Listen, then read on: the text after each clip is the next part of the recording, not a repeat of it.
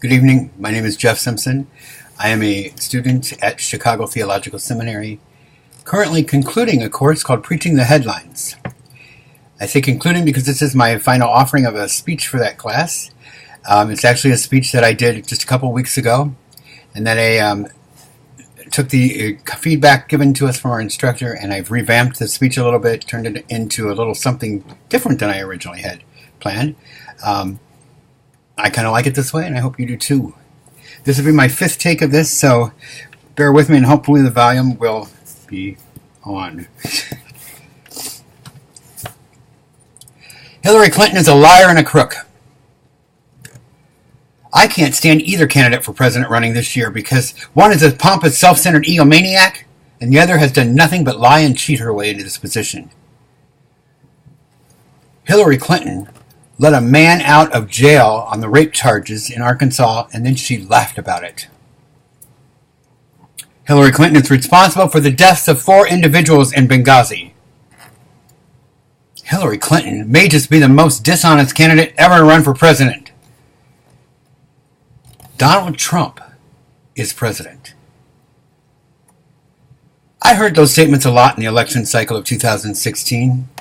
Lying in politics. We've come to accept it as part of the American way. Often it is said about American politicians that they all lie, or they'll say whatever it takes to get elected, and we're okay with that? I come before you tonight to express my concern that we as a nation choose our leaders by reacting to falsehoods. My concern is not for the blown-up promises that some of the blowhard candidates make, saying all the stuff they're going to accomplish and they never do. No, it's not even about the candidates who pad their record with enthusiastic, untrue accomplishments. My concern is with the lies that are produced by the candidates against the other candidates, by their campaigns, and by interested third parties that tell us about the other candidate. This may come to a shock to most people when it's revealed, but candidates actually have a legal right to lie to voters just about as much as they want to. That can't be, you might be telling yourself. We have laws to protect us against false advertising for our products, our commercial products. Shouldn't there be truth in advertising laws protecting voters too? Well, I think so. And let's face it, in this whole process of the election cycle of campaigning and actual voting, what we're really doing here is hiring a person to fulfill a job vacancy, right? So let's imagine something. Let's imagine that you are applying for a high status and prestigious job that just so happens to be the very same gig that your buddy Andy down the street is applying for as well. Now you know that Andy has a lot more qualifications, a much better resume, and is more well-liked than you are. And so chances are Andy's going to get the job. But at the last minute you have an idea. You're going to take all the people that you know that also know the folks on the hiring committee, and you're going to infiltrate the hiring committee by these people telling lies about Andy. They're going to discuss how he was charged with embezzlement. They might say, oh, he's a sexual predator at work. Anything they can to get Andy's name demolished. And it works. By a slim margin, the committee elects to hire you over Andy. And everything's okay, right? Well, if you're a politician, absolutely okay. No harm done. When in truth, the harm is that company got the worst candidate that they could have selected. You screwed Andy out of an opportunity that he's been working for his whole life. And so there should be some protection against that. There is. In regular America, we have these little 2 laws called slander and libel, defamation of character. They are, we'll talk a little bit more about those later. And tonight, I would say that America would be a much, much stronger and cohesive nation if we would rid the political process of the protections that are granted to politicians on free speech. Before I tell you why I think this to be true, let's examine some of those laws and how they came to be. The U.S. Constitution says Congress shall make no law abridging the freedom of speech, and that applies to candidates for office especially. Now that has been challenged on occasion by some who think we do need to draw a line somewhere, but more often than not, the Supreme Court has sided with the liar. After all, our rights in the Constitution leave no room for challenges or limitations now, do they?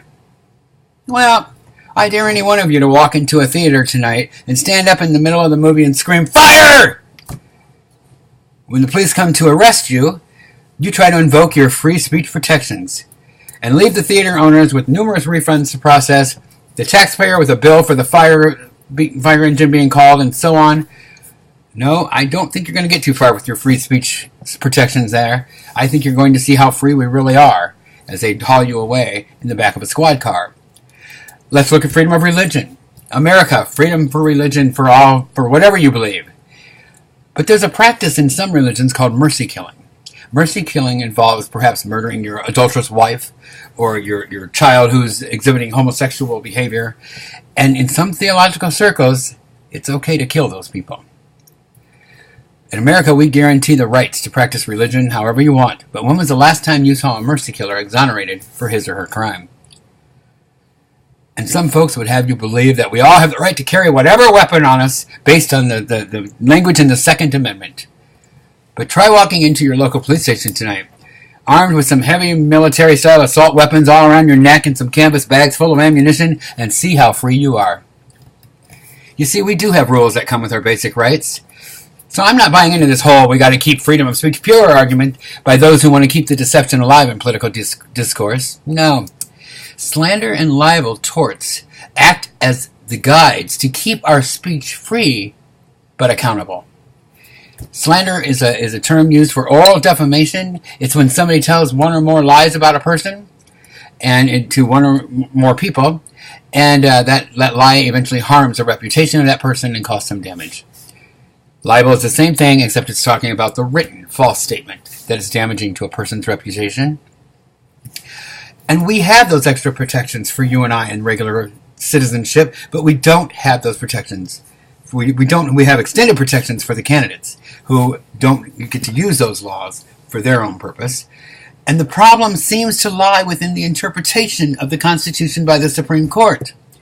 The Supreme Court has been particularly protective of political speech and less protective of other kinds of speech, such as commercial speech. In several different ways, individuals have greater leeway in speaking about politics than they do about any other subject you can think of. For example, the First Amendment does not give individuals the rights to lie about people. If someone lies about you in writing, they have those slander and libel suits that they can sue with and collect monetary damages.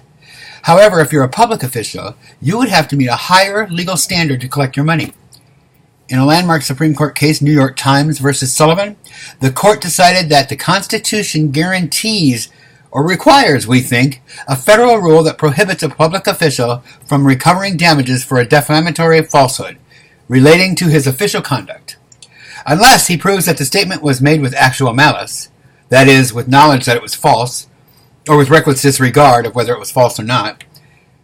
Well, I don't see those last two, the malice and the disregard, as being sought after in lawsuits, and I saw a lot of that on the stage this year. In Citizens United versus the Federal Election Committee, a famous lawsuit that came to the Supreme Court in 2010, the court did not deviate at all from the established by common law approach to political speech protection. The ability of the people to speak freely without the fear of government repression on the matters is pertinent to how this country is run, while scrutinizing, criticizing, and holding elected officials accountable has been the foundation of the American democratic system. Those are the words written in the decision of that case, and I'm confused, because I don't see any scrutinizing, criticizing, and holding elected officials accountable for their lies.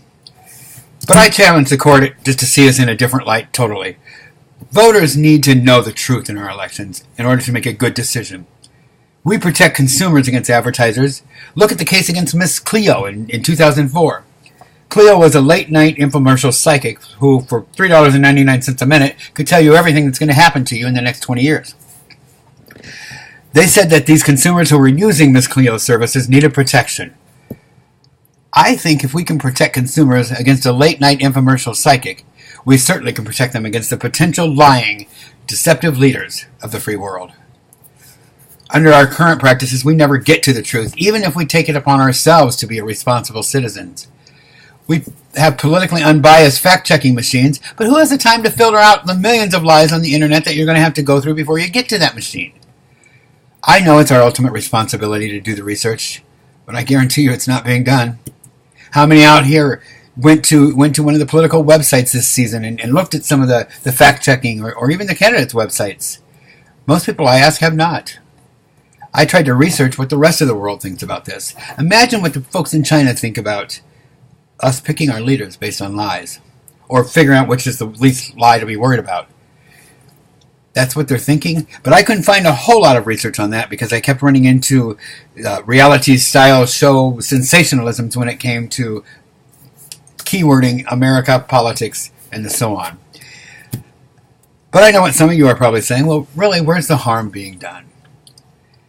What's the harm of protecting political speech more than we do other speech? Aren't we better off reserving the right to lie?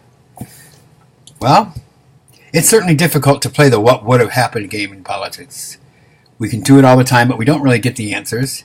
But we do know the problem didn't start in 2016. We can go back to early politics, and there's a scandal involving Thomas Jefferson and John Adams, where Thomas Jefferson has a pamphlet put out and circulated that basically accuses John Adams of being a hermaphrodite, or at least having the sensibility of a woman. We don't know what came out of that election. We know that Jefferson won, but we don't know of the damage that might have been done. But we do have some recent cases we can look at.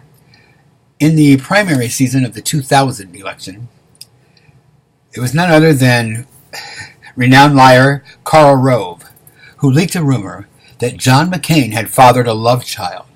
You have to understand the circumstances. This was 2000, and America did not have the stomach to hear about sexual affairs any longer. And so he perfectly planned that lie. John McCain ended up having so much damage done by it, he dropped out of the race, and George Bush Jr. went on to be the party's nominee, who was also the employer of Karl Rove. I want you just to imagine for a minute what might have happened had McCain been the Republican nominee. Perhaps McCain would have won the presidency. Perhaps he would have lost to Gore and not had a brother in the governorship of the state that would decide the election. And so we would have actually had a Gore presidency. Either way, I can tell you I don't think we would have had an Iraq war because neither McCain nor Gore had a personal interest in that war, as did Bush and Cheney. So that would have looked like a lot different landscape for our country. There'd be 200,000 people still alive on this earth that are no longer here. Our economy wouldn't have tanked because we wouldn't be paying for a war that we couldn't afford. That is the harm done by a lie that worked. And look further back into the election of 1968, when Richard Nixon brought down Humphrey's plan to end the Vietnam War in his assertions that Humphrey had no plans at all to calm that tension, for Richard Nixon had done his research. What Richard Nixon had actually done was gone over and talked to the players in that war and persuaded South Korea not to commit to those talks, even lie to the world and saying they had never been approached by Humphrey. Of course, Nixon won that election, and it has been alleged he purposely lengthened the war so as he did not look suspicious after the election about his work in South Korea. He lengthened the war where thousands of lives had been lost. We had a Nixon presidency. There is some harm done by lies. In 2016, we do not know the harm done yet. We do know that there were a lot of lies told, and those will go unpunished. But I call us to look to the Bible for guidance, because the Bible reminds us that God is in control, and we just shouldn't focus on man's leadership. But in Romans 13:4, Paul says, "For he is God's servant for your good. But if you do wrong, be afraid, for he does not bear the sword in vain. He is the servant of God, an avenger who carries out God's wrath on the wrongdoer." Carrying out wrath on wrongdoer does not mean electing a liar to the highest office in the world. But additionally, the Bible constantly says over and over and over again that thou shalt not bear false witness. Thou shalt not lie. It's a commandment. We're reminded of it often. So if we're not supposed to lie, I'm sure God doesn't want us to elect the liars. This should be your invitation right now to stop protecting the liars. How are we going to do that? Well, I got to tell you, I'm a little dismal about the outcome of my proposal here. But I started this speech by calling Hillary Clinton a liar, just as many people have done over the past 3 decades. I also mentioned the Citizens United case, and ladies and gentlemen, that case began as a case that was damaging to Hillary Clinton because a nonprofit group wanted to put out a video that had was packed with extravagant lies about Hillary Clinton and about her work in several areas in this nation's landscape. And Citizens United said, yes, you can go ahead and put out the video. So they did. Now, I want to share with you a report done by PolitiFact, who is an independent fact-checking website.